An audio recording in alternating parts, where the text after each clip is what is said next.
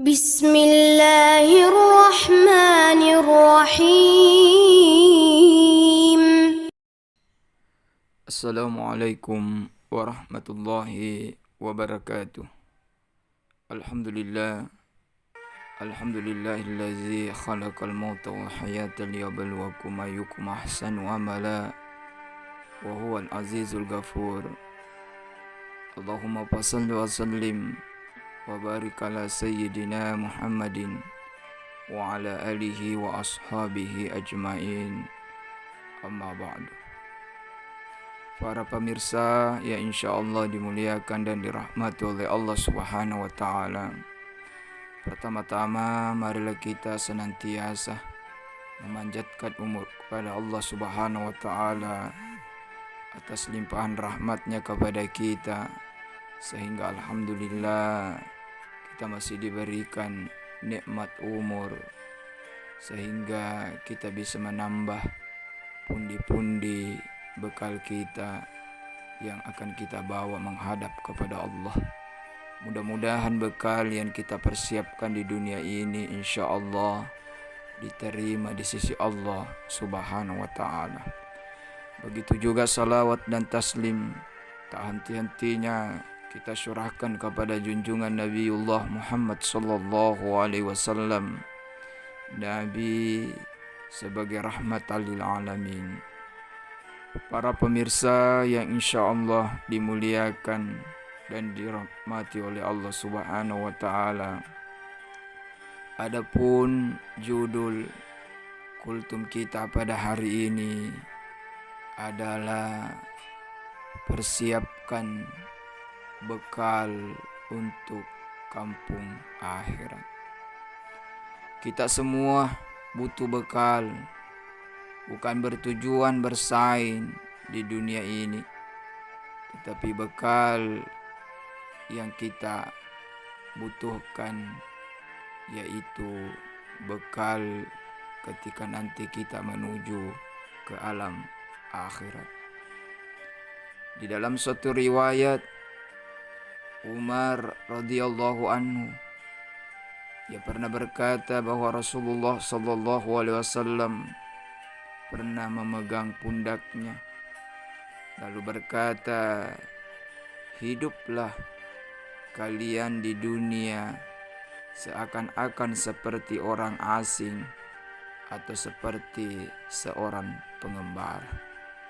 Ibnu Umar lantas berkata, "Jika engkau berada di petang hari, janganlah kau tunggu sampai datangnya pagi. Jika engkau berada di pagi hari, janganlah tunggu sampai datang petang. Manfaatkan waktu sehatmu sebelum datang sakitmu. Manfaatkanlah waktu hidupmu sebelum datang matimu." Hadis ini mengajarkan bahwa dunia ini bukanlah tempat kita menetap, bukanlah negeri kita yang sesungguhnya. Dari sinilah seharusnya kita, setiap orang yang beriman, berada pada salah satu dari kedua keadaan. Yang pertama, hidup kita seperti orang asing. Hidup di dunia ini seperti orang asing yang tinggal di negeri asing. Yang ia lakukan, yang pertama, hatinya tidak tergantung kepada dunia. Hatinya bergantung kepada kampung yang sesungguhnya, yang nanti akan kembali, yaitu negeri akhirat. Yang kedua, mungkin di dunia ini kita tinggal di dunia ini hanya untuk menyiapkan bekal menuju ke kampung akhirat. Yang ketiga, tidak pernah kita merasa bersaing dengan orang-orang asing yang lain atau yang penduduk asli yang merupakan penggila dunia hanya mencari kehidupan dunia saja. Kita tidak pernah bersaing karena tujuan kita lain. Yang keempat, tidak pernah gelisah ketika ada yang mendapatkan dunia. Itulah orang asing. Itulah sebabnya Syekh Hasan Basri pernah mengatakan, ketika kamu melihat seseorang dia mengalahkan kamu dengan urusan dunia, dia punya harta yang begitu banyak, dia punya jabatan luar biasa dan sebagainya, tetapi apa kata Syekh Hasan Basri?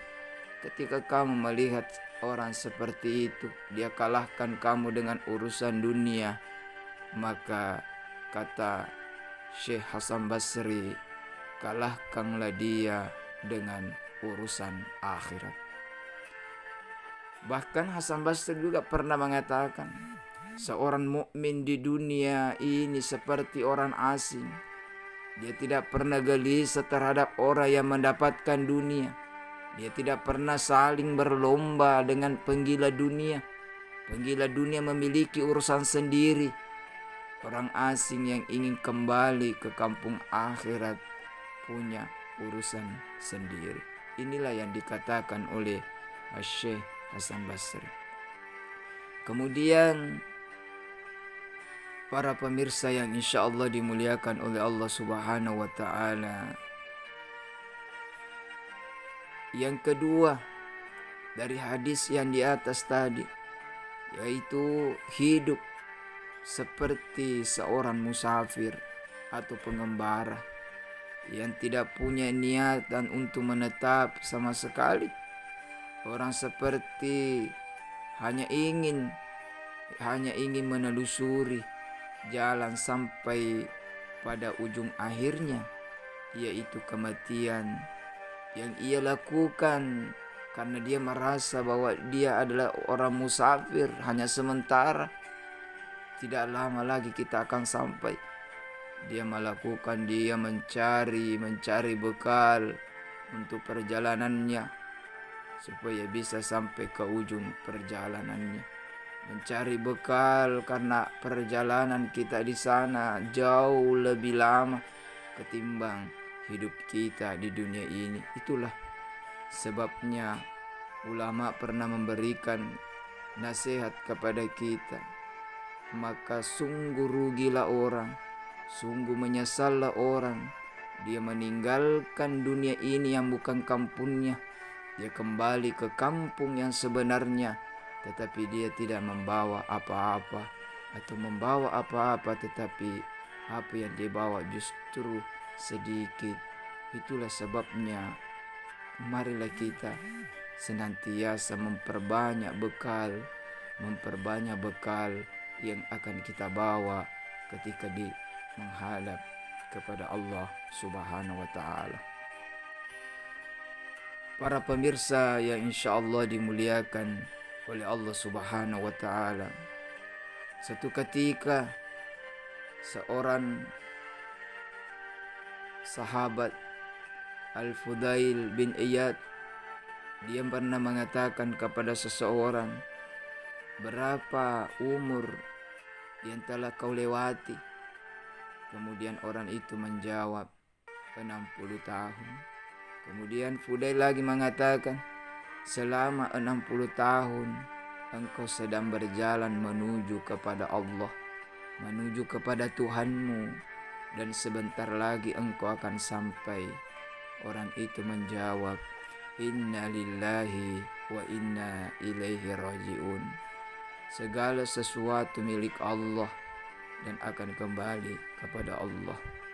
Fudail balik bertanya, apakah kamu tahu arti kalimat yang engkau ucapkan itu? Fudail lantas melanjutkan, harusnya engkau katakan pula, sesungguhnya aku ini adalah hamba di sisi Allah dan akan kembali kepadanya.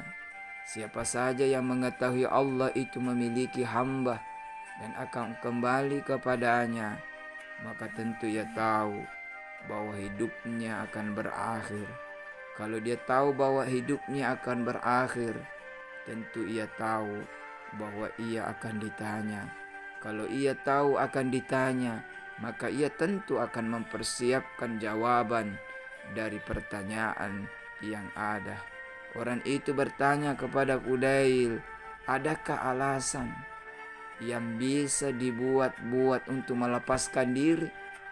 Fudail menjawab, itu mudah. Ia balik bertanya, apa itu? Fudail menjawab, hendaklah beramal, berbuat baik di sisa umur yang ada. Maka Allah akan mengampuni kesalahan-kesalahanmu yang terdahulu.